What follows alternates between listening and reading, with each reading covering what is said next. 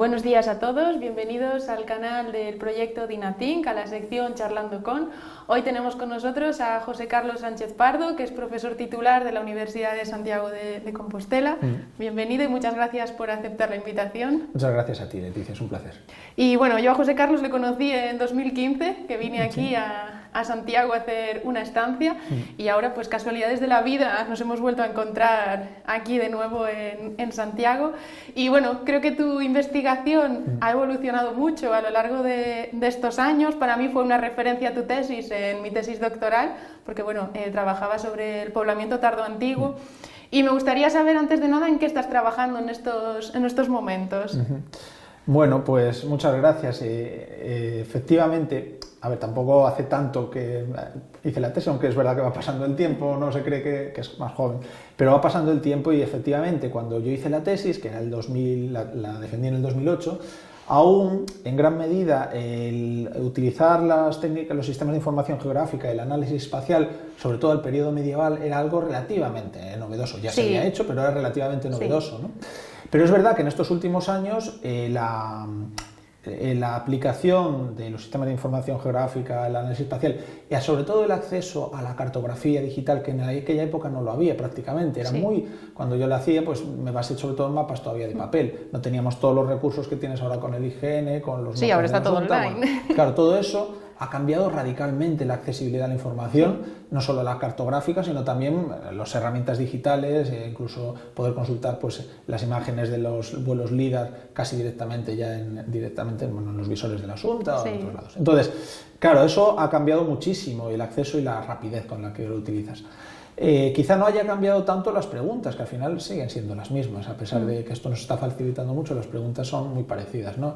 ¿Cómo podemos entender el territorio y las transformaciones que suceden en el territorio desde el final del mundo romano, desde la transición del Imperio Romano a la Edad Media, y qué eso nos dice de las sociedades que vivieron ahí? Esas son las preguntas que en realidad, con distintos enfoques, hoy en día siguen estando encima de la mesa. Y entonces, yo recientemente pues, he ido evolucionando, durante un tiempo seguí trabajando en el poblamiento, pero fui incorporando algunos aspectos que me parecía que eran interesantes, como son el estudio de las iglesias y de los monasterios de la Alta Edad Media, no tanto desde una visión monumental como se había hecho muchas veces, sino porque creo que son focos de poder y de articulación del territorio que te pueden decir mucho sobre la sociedad.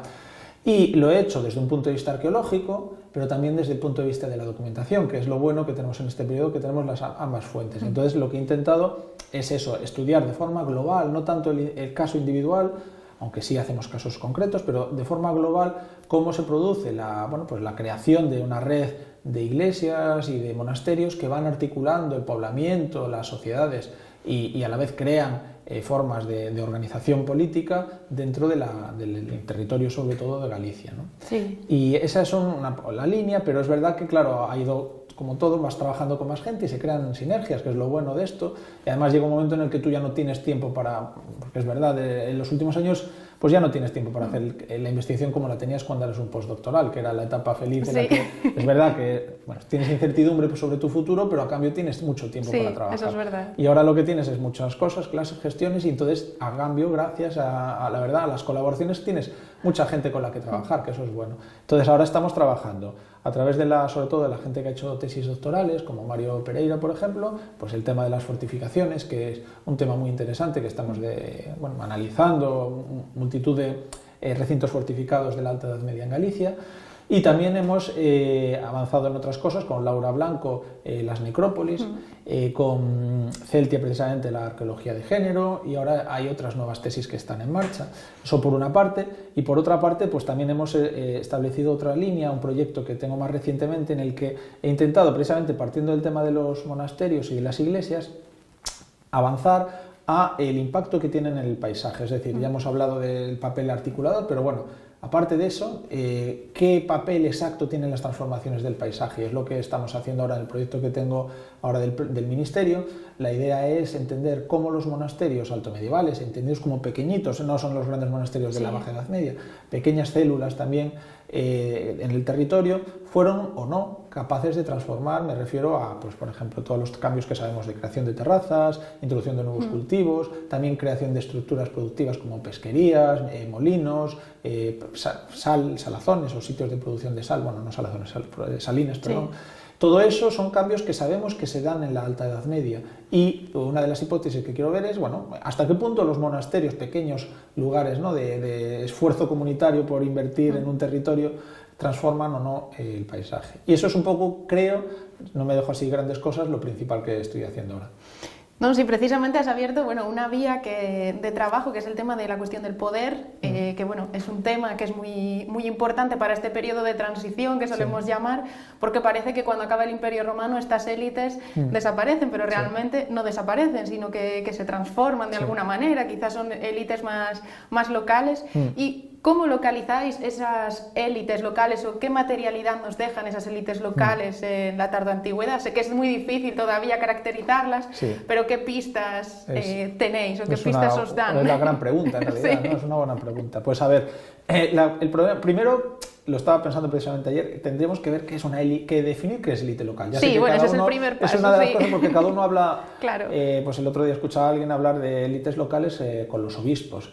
Pero otra persona pues entiende las élites locales como los campesinos adinerados, ¿no? Hay muchísima diferencia de lo que es una...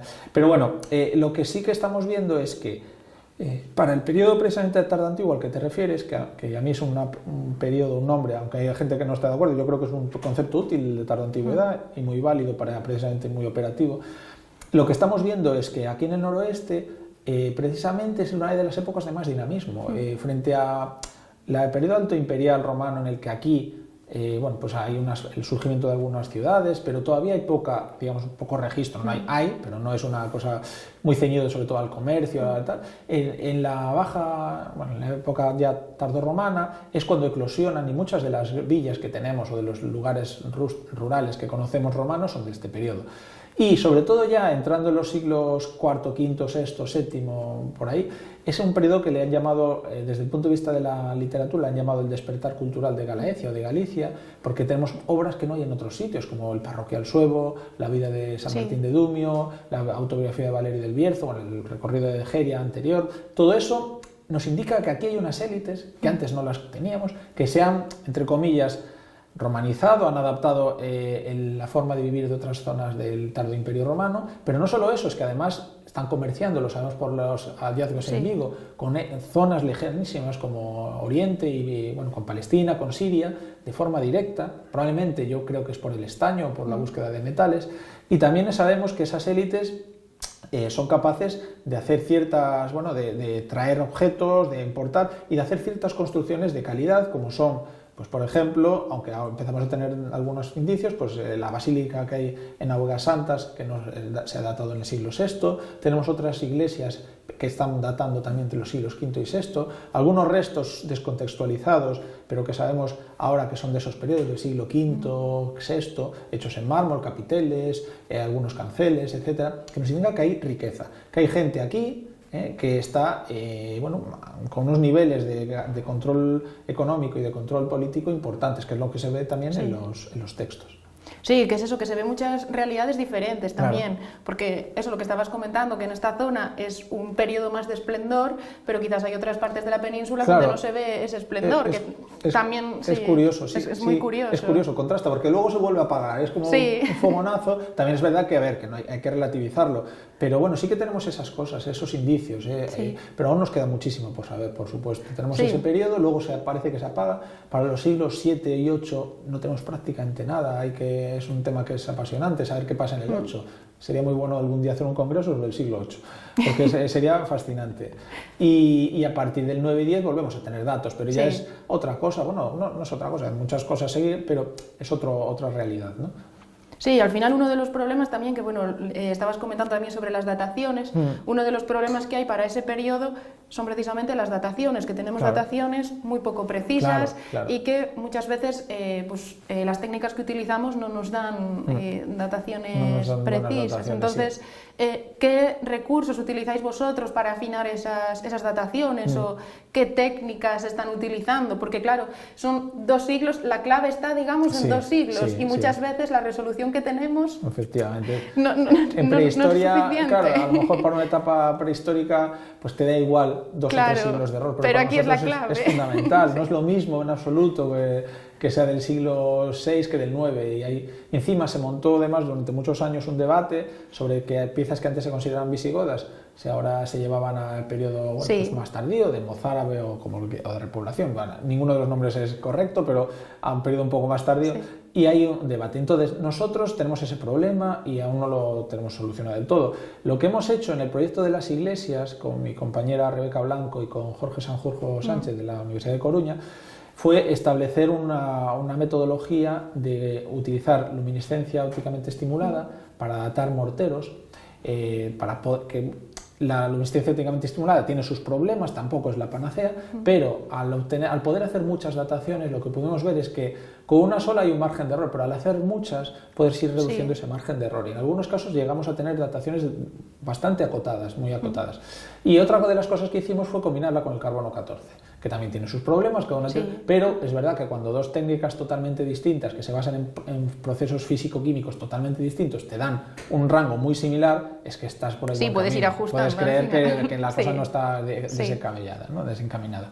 Entonces, tenemos ese por un lado, y después otras cosas de las que queremos ir avanzando es en el conocimiento de la cerámica como indicador. Que que es uno de los grandes problemas, las tipologías que aquí cerámicas. Lo tenemos, probablemente en otras zonas está más desarrollado, pero aquí precisamente en Galicia y en el noroeste está todavía poco. Se conocen las importaciones, sobre todo en el periodo tan antiguo, pero la local prácticamente no se conoce. Está empezando a darse los primeros pasos, pero aún eso nos va a ayudar, si en algún momento conseguimos un nivel adecuado de detalle, a poder datar ya y decir, bueno, pues tenemos estas cerámicas que aparecen nos llevan a este periodo. Aunque es verdad que hay muchas que son de producciones, por así decirlo, tradicional local, que duran muchos años.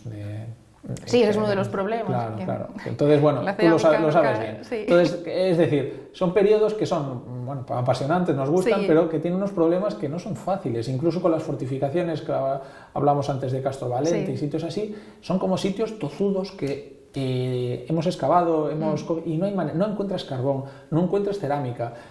Solo ves unos muros enormes, muy bien construidos, pero no hay manera, o sea, a veces es como que los propios sitios se resisten a decir de cuándo son, ¿no? Lo cual hace también que sea todavía más interesante.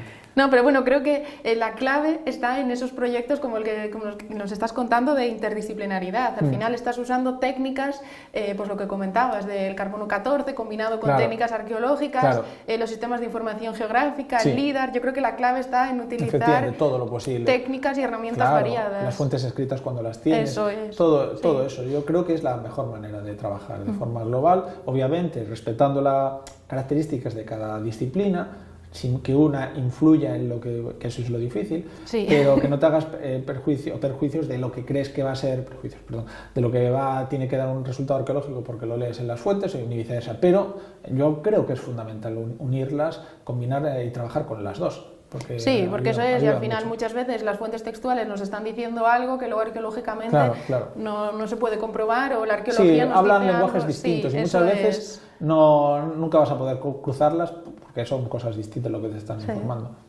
Así que bueno. Bueno, pues muchas gracias, José Carlos, muy interesante, y esperamos que el proyecto vaya evolucionando. Y bueno, ya hemos entrevistado a algunos de los doctorandos que nos has comentado, así que creo que vais a conseguir tener un panorama muy amplio de la Galaecia tardo-antigua. Muchas gracias, Leticia. Sí, incluso espero de ampliar, ¿no? Y no solo de aquí, de trabajar en más sitios. Y ya te digo, que estés tú aquí es una oportunidad, y aunque las agendas de trabajo no nos permiten jugar demasiado a ver si podemos combinar proyectos y hacer cosas, espero que sí, que haya oportunidad y seguro que hay muchas líneas que podemos trabajar. Además, somos pocos los que trabajamos en esto, así que tenemos que estar juntos. Pues muchas gracias. Nada, pues muchas gracias a ti. Bueno, espero que os haya gustado la entrevista y nos vemos en la próxima entrevista en el canal de YouTube.